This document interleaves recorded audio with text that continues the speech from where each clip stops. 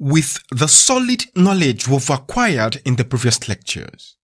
In this lecture, we are going to learn how to fetch data from an API endpoint.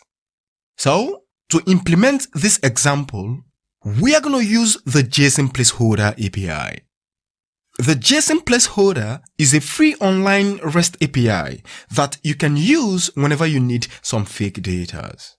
And it is mostly used for teaching purposes. So quickly head on to jsonplaceholder.typecode.com. Scroll down to the routes. So over here, we have different endpoints. But in this lecture, we are going to hit the multiple post endpoint. Click to open. Can you see that? So here we have the data in JSON format, which is simply an array of objects with different properties in terms of key value pair. So, using the effect hooks, we want to fetch these data and display them on the screen with the help of an external library called Axios. You can as well use the fetch API, but in this lecture, we are going to concentrate on how to use Axios. Quickly head on to VS Code. Alright, so here exactly is where the fun begins. Right within the component directory, we are going to create a new package called data fetching. And right within the data fetching, we are going to create a new component called fetchMultiplePost.js. Generate the functional component. Let's quickly declare the state variables to be used. But before we proceed, first, we have to import the useEffect hook at the top level. And right here, we are going to declare the state variables for the post. I'm going to do const post, comma, set post. And the initial state is going to be an empty array. When you observe the array destructuring, you will realize that the element is named with plural word. You know why? It is simply because we are fetching multiple datas. So when you are writing code like a pro, you will always have to focus on naming conventions. Alright, I talk too much. Let's continue. Okay, so the next in line is to call the effect hook. And before we proceed, we also have to import the UseEffect at the top level. And here, we are going to call the UseEffect function. And the UseEffect function takes in an arrow function as its first parameter. So right within this arrow function is where we are going to make the GET request. But before we proceed, we also have to install an external library called Axios. Quickly head on to the terminal. We have to stop the currently running server. Ctrl+C to stop. And make sure you are in the client's directory. And then I'm going to do node package manager, install Axios. The installation is ongoing. Done. Axios installed successful. And at the top, we also have to import Axios from Axios module. That's simple as that. So right within the effect function, we have to make a GET request to the URL. And I'm going to do axios.get. And then go back to the browser.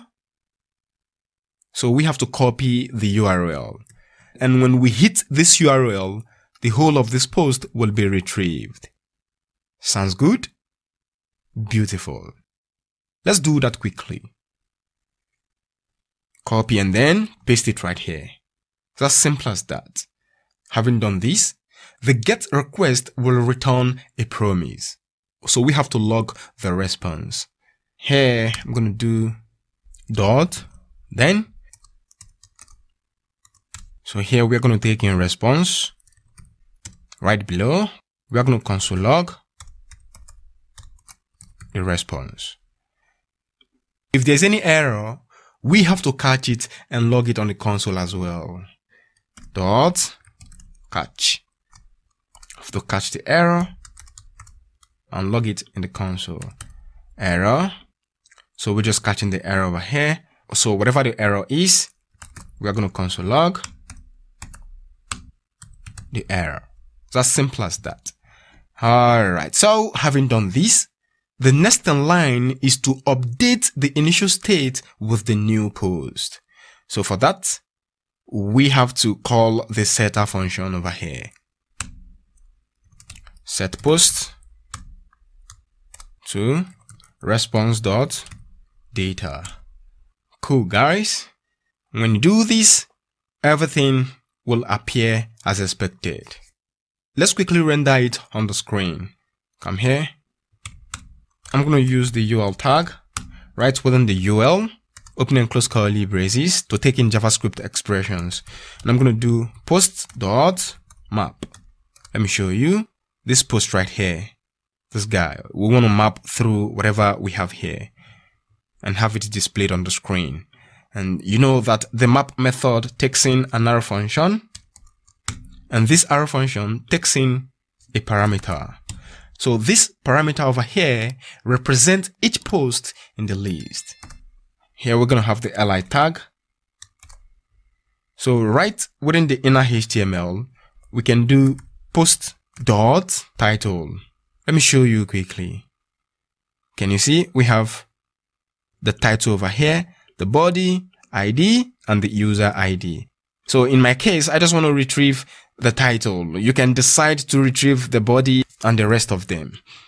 So now also we have to specify the key. Key equal post.id, which is this ID over here. How beautiful.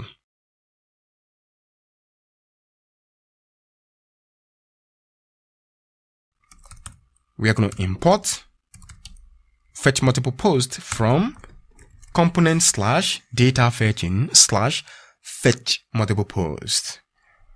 And close this up quickly. Fetch multiple post. Save. Head on to the terminal. We have to start up the server. And there are these. Beautiful. Now we have succeeded in retrieving all of this post over here, which is precisely the title. So if you want to retrieve the body, it is extremely simple. Come here and then you just have to do post.body. Save on the browser. Can you see? Now we have retrieved both the title and the body. So you can do that at your end, but I want to keep it simple over here. Save on the browser. Everything is working perfectly fine as expected. But when you observe the console, you will see the continuous repetition of data fetching. Can you see? But we want the data to be fetched only on component did mount. So for that, we have to go back to the code and specify the dependency array. Right within the effect function, right here, let me show you. This is the effect function.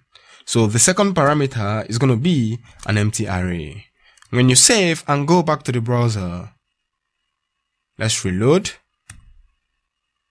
Do you see now?